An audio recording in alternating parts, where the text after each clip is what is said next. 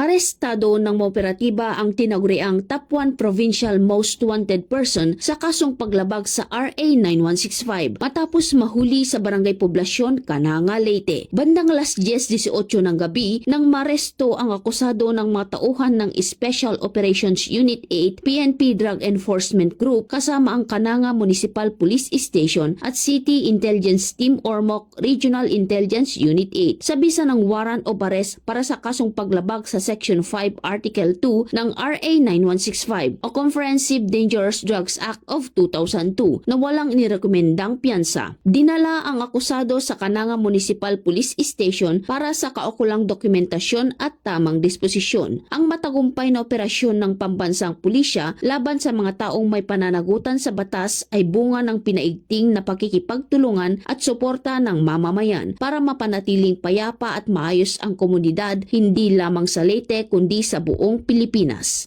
Mula dito sa Eastern Visayas, ako ang inyong PNN correspondent, Patrolwoman Palafox, alagad ng batas, tagataguyod ng Balitang Pulis.